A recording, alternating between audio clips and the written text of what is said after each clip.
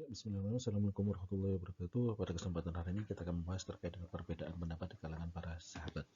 Hal ini penting kita bahas karena kita tahu bahwa salah satu ciri dari Ahlussunnah wal Jamaah adalah menghargai perbedaan pendapat selama pendapat tersebut bersumber pada dalil, pada ayat Al-Quran, pada hadis, pada ijma ataupun pada ijtihad ulama terdahulu juga sahabat. Dalam materi ini kita akan melihat bagaimana sikap para sahabat ketika mereka menghadapi perbedaan pendapat di antara mereka sendiri.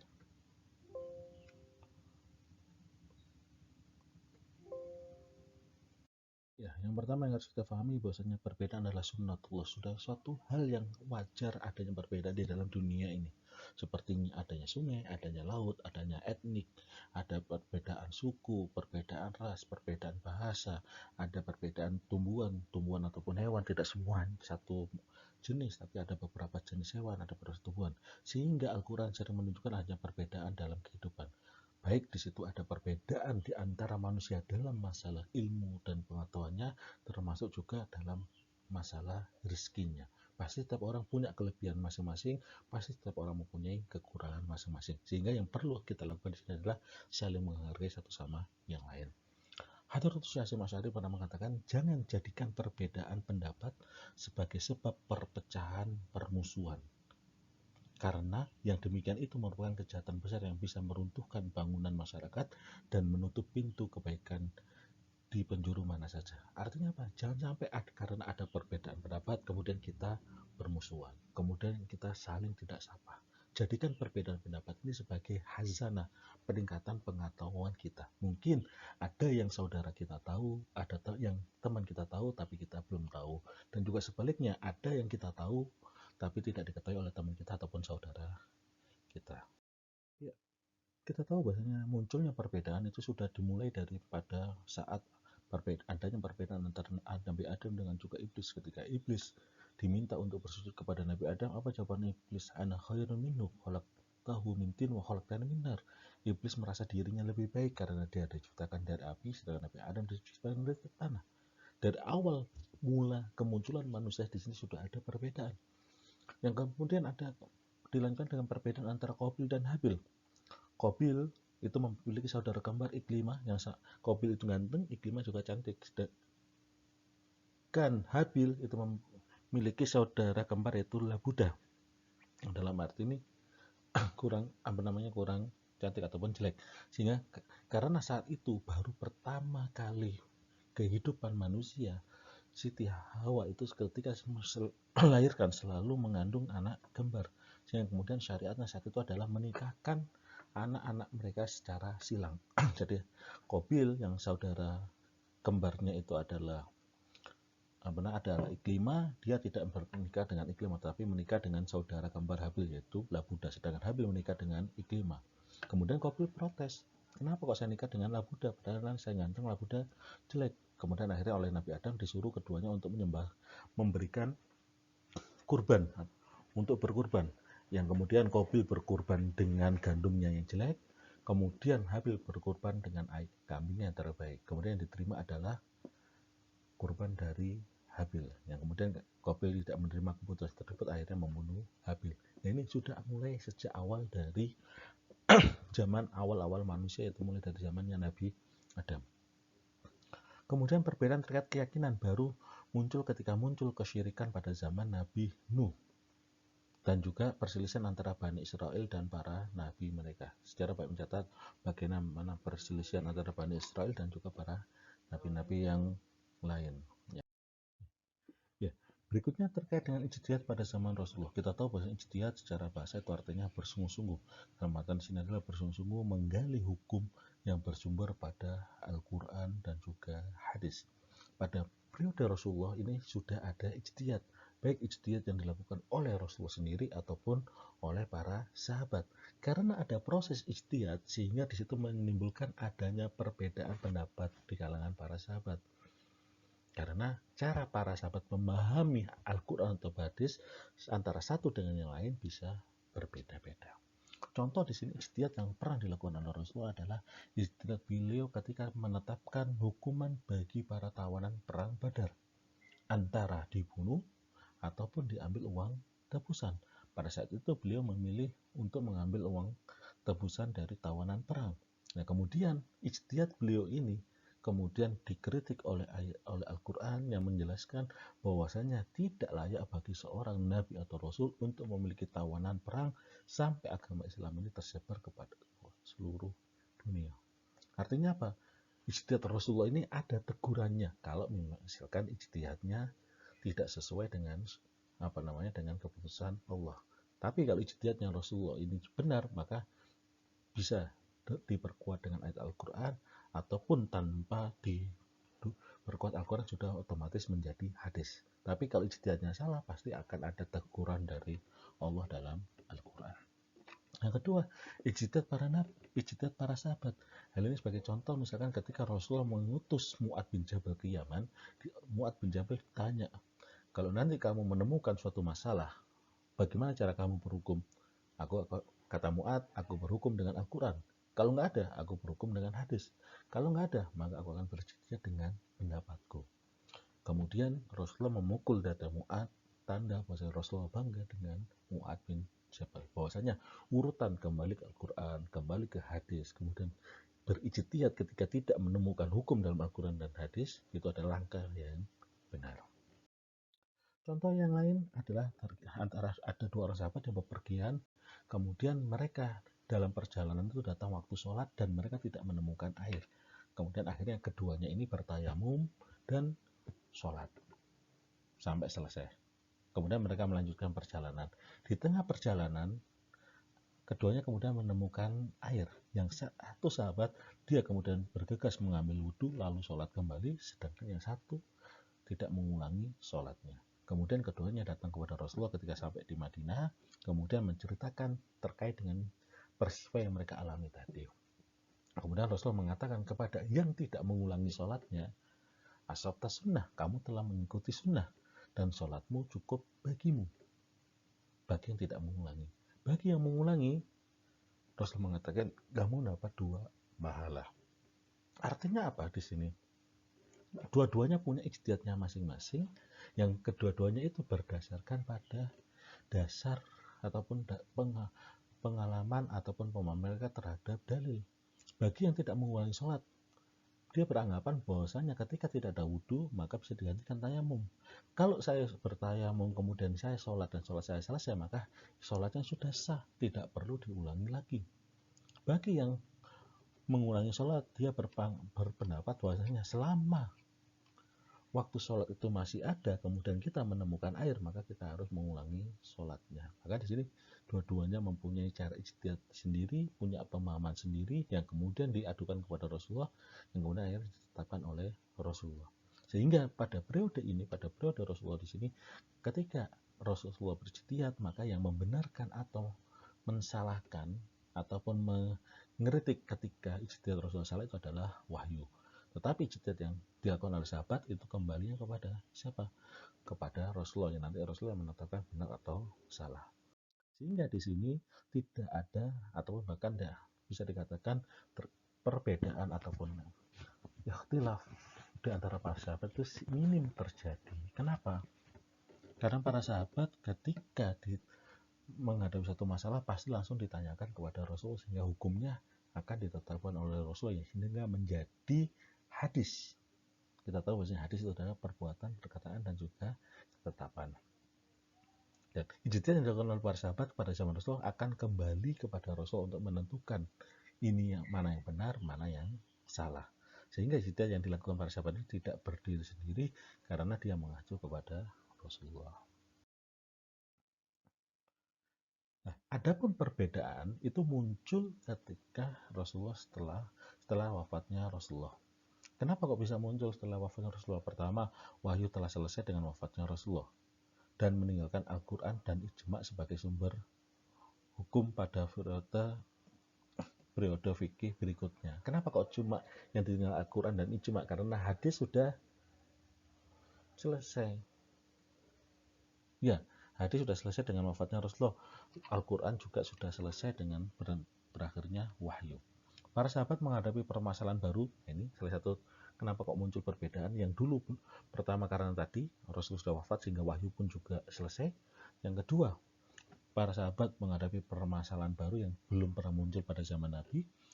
Yang ketiga, meluasnya perang dengan Romawi dan juga Persia, sehingga menyebabkan ada interaksi antara umat Islam dengan non-Muslim yang memunculkan permasalahan-permasalahan fikih baru.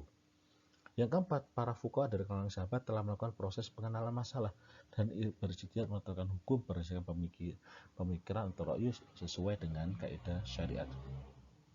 Sehingga yang muncul pada periode setelah Rasulullah wafat itu adalah ijma', yaitu kesepakatan para sahabat, para ulama, para mujtahid di kalangan para sahabat dalam permasalahan, dalam suatu permasalahan yang muncul pada saat itu. Contohnya ijma' kesepakatan para sahabat untuk membukukan Al-Quran, ijma' para sahabat untuk memerangi yang namanya orang-orang murtad, untuk memerangi orang-orang yang tidak mau membayar zakat. Ini salah satu faktor yang menyebabkan munculnya perbedaan setelah Rasulullah wafat.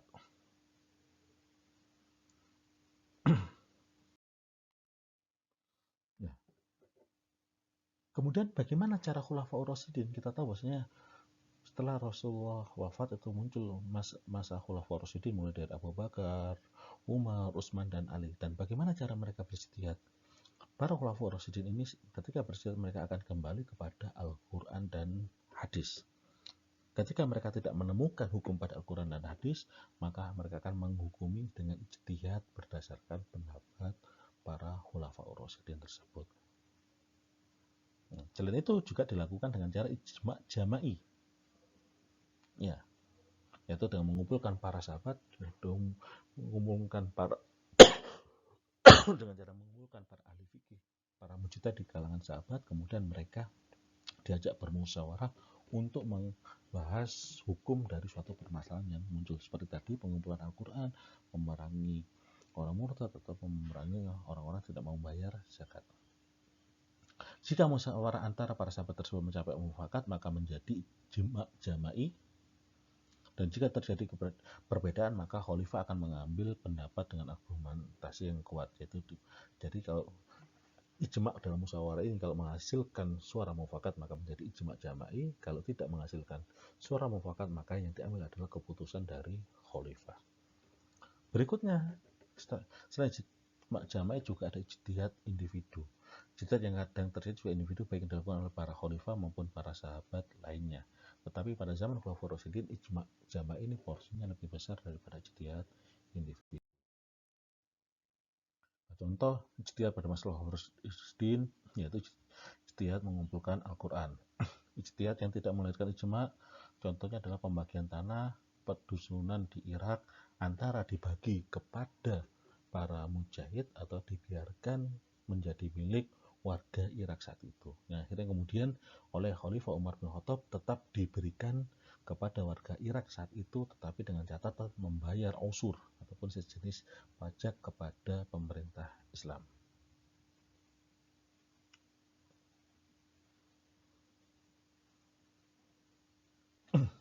Kenapa? Argumentasi yang dibangun oleh Sayyidina Umar apa? Bahwa kalau tanah tersebut diberikan kepada para pejuang atau para mujahid, maka pejuang akan bermalas-malasan dan lebih memilih mengurus tanah daripada berpartisipasi dalam pengembangan dakwah Islam. Dalam periode ini juga para sahabat sangat berhati-hati dalam menentukan atau menetapkan suatu hukum. Contoh misalnya di sini Abu Bakar dan Umar jika menjumpai masalah, apa yang dilakukan? Melihat pada Al-Quran.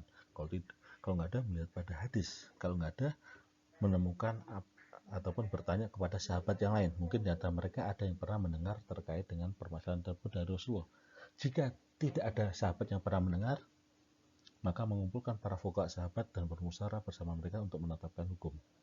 Jadi kembali ke Al-Quran, mencari hadis yang pernah para khalifah dengar.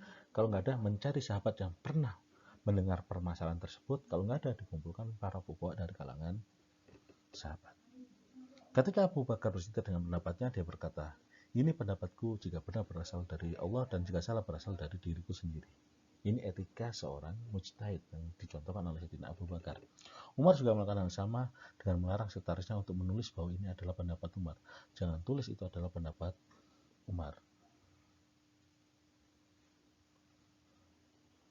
Pesan Umar kepada Surah ketika menjadi hakim, dan juga Umar pernah berpesan kepada salah satu kodinya, salah satu hakimnya yang diutus oleh Umar, dan apabila datang kepadamu suatu perkara yang tidak ada dalam Al-Quran dan Sunnah, juga tidak dibicarakan oleh seorang pun sebelum kamu, jika Anda suka berijtihad, maka ijtihadlah. Jika engkau ingin mundur, maka mundurlah. Menurutku mundur itu lebih baik bagimu. Artinya apa? Ada kehati-hatian yang dibangun oleh Sayyidina Umar. Kalau hakimnya tadi itu tidak percaya diri untuk berijtihad, dalam artian dia takut dengan untuk berijtihad, maka ya udah mundur. Tapi kalau mampu merasa bisa melakukan ijtihad, silakan dihukumi dengan berdasarkan ijtihadnya. Hal ini juga disampaikan kepada Abdullah bin Mas'ud. Nah, proses ijtihad yang dilakukan oleh Khulafaur Rasyidin dan juga para sahabat tadi itu sesuai dengan dasar, sesuai dengan arahan yang pernah diajarkan oleh Rasulullah. Sebagaimana di surat An-Nisa, wa ya ayyuhalladzina amanu atiullah wa atiur rasul, taatilah Allah dan taatilah Rasul. Artinya apa? Kalau ingin mengatur suatu hukum maka kembalilah kepada Allah, kemudian kalau nggak ada maka kembalilah kepada Rasulullah. Yang kedua adalah menggunakan nalar dan ro'yu. Apa yang telah dilakukan Rasul ketika berijtihad pada saat belum turun wahyu berkenaan dengan permasalahan tersebut, dan ketika beliau menginstruksikan para sahabat berijtihad, salah satunya menasihati Mu'adz bin Jabal. Nah, artinya apa? Rasul juga pernah mencontohkan bagaimana beliau berijtihad. Beliau juga menyarankan atau menasihati Mu'adz ketika Mu'adz akan dikirim ke Yaman dengan cara apa?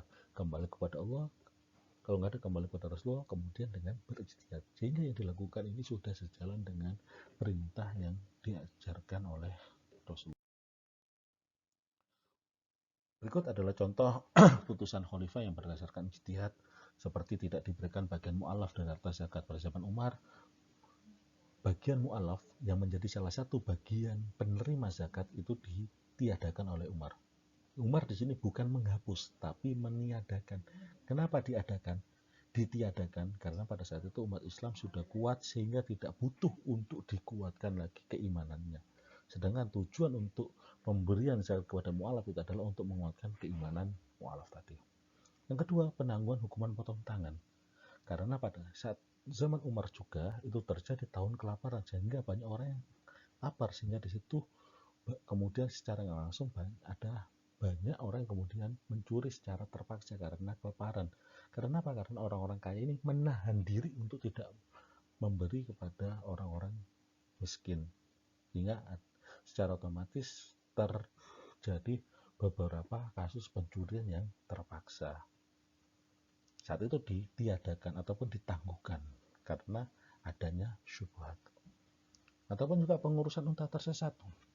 Pada zaman Utsman, kalau ada orang yang menemukan unta yang tersesat, disuruh ngambil. Nanti sampai orang yang punya unta tadi datang. Pada zaman Sayyidina Ali enggak dibuatkan tempat khusus sebagai penyelampungan ini unta-unta tersesat. Ataupun lafaz talak 3 kali jatuh 3 kali. Ini juga pada zaman Umar sebagai bentuk kehati-hatian orang untuk tidak mudah mengatakan kata cerai. Kalau sebelumnya di syariat sebelumnya, kalau kita mengatakan cerai berapapun, misalnya saya cerai kamu 100 kali, jatuhnya cuma 1. Tetapi pada zaman Umar, orang sudah terlalu mudah untuk mengatakan kata cerai, sehingga kalau dia mengucapkan kata cerai 3 kali, maka jatuh cerai 3 kali. Sama juga hukuman kisos bagi sekelompok orang yang membunuh satu jiwa. Jadi kalau misalkan ada sekelompok orang, satu kampung misalkan membunuh satu orang, itu tidak bisa dikenakan kisos, karena yang membunuh banyak sedangkan yang dibunuh satu. Kalaupun dikisas, siapa yang dikisas? Tetapi pada zaman Umar, hal ini dikhawatirkan nanti akan menjadi salah satu cara untuk melakukan pembunuhan terhadap orang lain. Maka kalau misalnya itu salah satu kelompok atau satu kampung bersepakat membunuh seseorang, maka satu kampung tersebut yang akan dikisos. Nah, ini contoh-contoh ijtihad yang dilakukan oleh para Khulafaur Rasyidin yang berbeda dengan hukum yang sebelumnya telah dijelaskan oleh Rasulullah. Ini berikut adab dalam menghadapi perbedaan yang kita contoh daripada sahabat. Yang pertama, meskipun sahabat berijtihad namun tidak ada satupun yang memastikan bahwa hukum tersebut adalah hukum Allah. Tapi apa yang dicontohkan sahabat? Ini pendapatku, jika benar dari Allah, dan jika salah maka berasal dari diriku sendiri. Tidak ada para sahabat yang mengatakan ini loh pendapat saya yang paling benar. Yang kedua, ketika juru tulis Umar bin Khattab tidak menulis inilah yang dinilai Allah dan yang dinilai Umar, maka Umar kemudian memarahi sekretarisnya tadi, alangkah buruk apa yang engkau tulis. Tulislah ini pendapat Umar, jika benar itu datang dari Allah, dan jika salah maka itu datang dari Umar.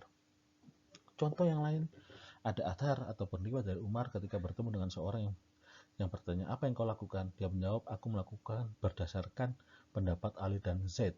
Umar berkata, kalau kau bertanya kepadaku, maka aku akan menghukumi dengan hukum yang lain.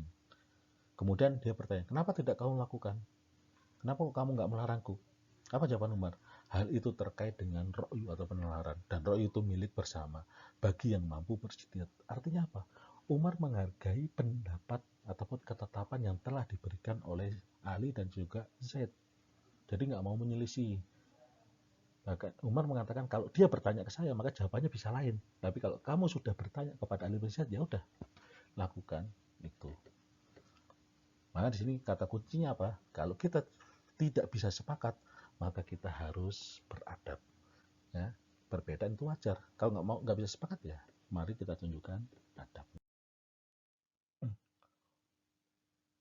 Perbedaan pendapat adalah hal biasa dalam ijtihad yang menggunakan nalar, yang menjadi bukti dari dinamika fikih karena cara pandang memahami permasalahan para fuqaha berbeda, sehingga melahirkan hukum yang berbeda. Berikutnya, perbedaan pendapat pada hakikatnya merupakan salah satu sisi syariat dan upaya menempatkan hukum syariat pada ranah realitas, sehingga dapat diterapkan sesuai dengan kondisi permasalahan yang terjadi. Yang ketiga, perbedaan ini seharusnya tidak mengarah kepada fanatisme karena syariat itu lebih luas dan terlalu sempit jika hanya dibatasi dengan pendapat madhab atau mujtahid tertentu. Ini yang kita temukan dari perbedaan pendapat dari para sahabat, yang mereka adalah golongan yang paling memahami syariat karena menyaksikan langsung kapan dan bagaimana syariat itu turun. Artinya apa? Kalau ada orang yang sudah menghukumi sesuatu dan itu hukum berbeda dengan keyakinan kita, ya udah kita hargai. Kita tidak perlu menyalahkan orang tersebut selama yang dilakukan itu sesuai dengan syariat Islam dan juga metode istiqomah. Nah, sebab-sebab perbedaan pendapat di kalangan para sahabat. Pertama, pengetahuan sahabat tentang as-sunnah atau hadis berbeda-beda. Ada sahabat yang menghafal ribuan hadis, menghafal ratusan hadis, ada yang cuma hafal beberapa hadis. Sehingga apabila dihadapkan pada suatu masalah yang mereka tidak mengetahui suatu hadisnya, jadi kalau misalnya sahabat itu ditanya tentang masalah dan dia tidak tahu hadisnya, nggak pernah mendengar sabda Rasul dan juga tidak pernah melihat Rasulullah melakukan, maka pasti dia akan menghukumi dengan ijtihadnya. Tapi bagi sahabat yang lain yang pernah mendengar terkait dengan masalah tersebut ataupun pernah melihat Rasul melakukan hal tersebut, maka dia akan menghukumnya dengan hadis.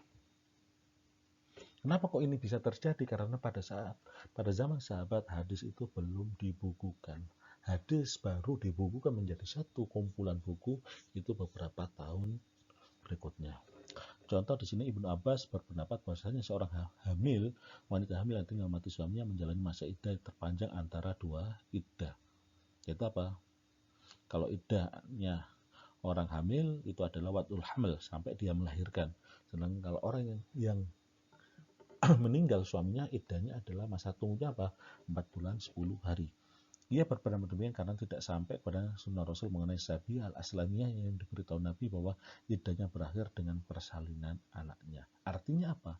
Ketika ada wanita yang hamil kemudian suaminya meninggal, maka iddah yang dipakai adalah bukan yang terpanjang, tapi apa? Wad'ul hamli, yaitu ketika dia melahirkan, maka masa tunggunya selesai. Kemudian Zaid bin Sabit, Abdul bin Umar, dan sahabat lain berpendapat bahwa istri yang ditinggal mati suaminya dan belum pernah disetubui atau belum pernah berhubungan intim maka tidak berhak mendapatkan mahar. Mereka berpendapat demikian karena belum mendengar sunnah Nabi mengenai buruk binti wasit yang oleh Nabi ditentukan mahar misli. Jadi kalau ada seorang istri yang kemudian belum melakukan hubungan intim dan suaminya meninggal, maka dia tetap mendapatkan mahar, yaitu mahar misli. Sebab perbedaan di antara sahabat yang kedua adalah ketidakyakinan mereka terhadap riwayatan sunnah. Ya, ini kembali lagi yang pertama tadi, karena pertama belum dibukukan sehingga benar nggak ya ini, yakin nggak dulu Rasulullah pernah berkata seperti itu atau pernah melakukan itu. Kadang-kala seorang sahabat mereka tidak mengetahui sunnah, ketika datang satu sunnah maka sahabat tersebut tidak percaya akan kebenarannya sehingga ia tidak mengambilnya. Contohnya kasus ketika Umar bin Khattab tidak mempercayai hadis Fatimah binti Qais ketika ia berkata bahwa Nabi tidak mewajibkan nafkah dan tempat tinggal untuknya ketika suaminya menyerahkan secara bain. Jadi karena hal seperti itu. Yang ketiga, perbedaan pendapat di antara sahabat disebabkan perbedaan pemahaman terhadap nas. Ya, dalilnya sama, nasnya sama, ayat Al-Qur'annya sama, hadisnya sama, tapi cara memahaminya yang berbeda. Contoh, kata kuruk dalam Al-Qur'an itu memiliki dua arti, bisa berarti haid, bisa berarti suci. Sehingga kalau yang mengartikan haid berarti ketika ada seorang perempuan yang ditalak atau dicerai oleh suaminya, maka dia nunggunya berapa? 3 kali haid. Sedangkan bagi yang mengatakan kur itu suci, maka masa tunggunya adalah 3 kali suci. Keempat, perbedaan pendapat dengan sahabat disebabkan oleh ijtihad yang tidak terdapat nas yang mengatur hal tersebut. Ini jelas karena semuanya otomatis menggunakan nalar dan juga pemahamannya masing-masing. Contoh, Abu Bakar menyamakan pemberian harta di antara umat Islam, sedangkan Umar membedakan atas dasar siapa dulu yang masuk Islam. Jadi, dalam pembagian harta rampasan perang, Abu Bakar menyamaratakan kepada seluruh umat Islam, dibagi sama rata. Umar berbeda. Bahwasanya orang yang masuk sebelum perang Badar itu lebih utama daripada orang yang masuk setelah perang Badar. Orang yang masuk setelah perang Badar lebih utama dari orang yang masuk setelah perang Uhud dan begitu seterusnya. Al-Asbagiyah pakai metode yang paling dulu masuk Islam. Kenapa? Karena orang yang paling dulu masuk Islam berarti pengorbanannya yang dia berikan lebih besar dibandingkan orang yang masuk Islam belakang. Sehingga pada zaman ini, pada masa Khulafaur Rasyidin ini, muncul kelompok-kelompok sahabat antara yang paling banyak memberikan fatwa atau antara yang paling jarang ataupun bahkan yang sangat jarang sekali memberikan fatwa. Contoh yang paling banyak Umar bin Khattab, Ali bin Abi Thalib, Abdullah bin Mas'ud, Aisyah, Zaid bin Sabit, Abdullah bin Abbas, Abdullah bin Umar. Yang tengah-tengah Abu Bakar, Utsman, Abu Musa al-Asy'ari, Sa'ad bin Abi Waqqas, Salman Farisi dan lain sebagainya. Yang paling sedikit Abu Darda dan juga Abu Dzar al-Ghifari. Nah, terima kasih. Demikian materi terkait dengan perbedaan di antara sahabat. Nah, nanti dilanjut dengan tugas yang akan saya share di grup. Kurang lebih sama. Assalamualaikum warahmatullahi wabarakatuh.